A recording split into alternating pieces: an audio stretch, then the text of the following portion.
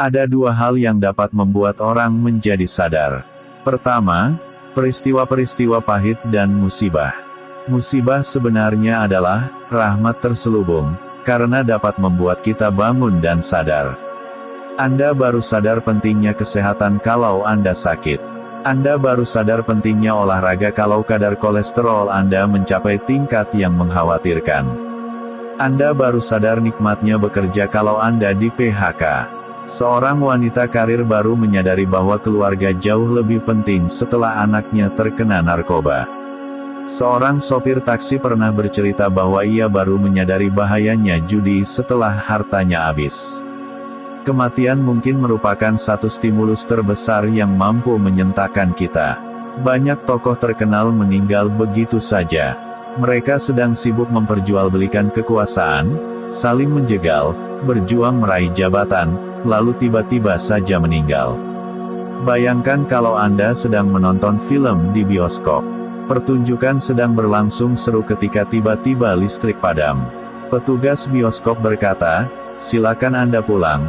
Pertunjukan sudah selesai." Anda protes, bahkan ingin menunggu sampai listrik hidup kembali. Tapi, si penjaga hanya berkata tegas, "Pertunjukan sudah selesai, listriknya tidak akan pernah hidup kembali." Itulah analogi sederhana dari kematian. Kematian orang yang kita kenal, apalagi kerabat dekat kita, sering menyadarkan kita pada arti hidup ini. Kematian menyadarkan kita pada betapa singkatnya hidup ini, betapa seringnya kita meributkan hal-hal sepele, dan betapa bodohnya kita menimbun kekayaan yang tidak sempat kita nikmati. Hidup ini seringkali menipu dan meninabobokan orang. Untuk menjadi bangun kita harus sadar mengenai tiga hal, yaitu siapa diri kita, dari mana kita berasal, dan kemana kita akan pergi. Untuk itu kita perlu sering mengambil jarak dari kesibukan kita dan melakukan kontemplasi. Ada sebuah ungkapan menarik dari seorang filsuf Perancis, Teilhard de Chardin, "Kita bukanlah manusia yang mengalami pengalaman-pengalaman spiritual, kita adalah makhluk spiritual yang mengalami pengalaman-pengalaman manusiawi."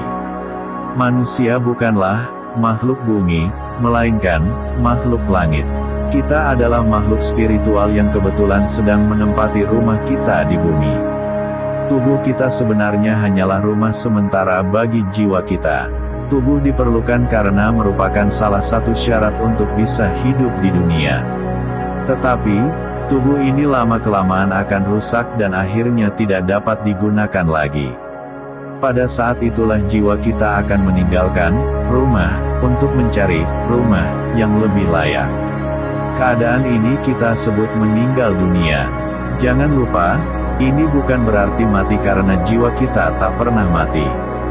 Yang mati adalah rumah kita atau tubuh kita sendiri. Coba Anda resapi paragraf di atas dalam-dalam. Badan kita akan mati, tapi jiwa kita tetap hidup. Kalau Anda menyadari hal ini, Anda tidak akan menjadi manusia yang ngoyo dan serakah.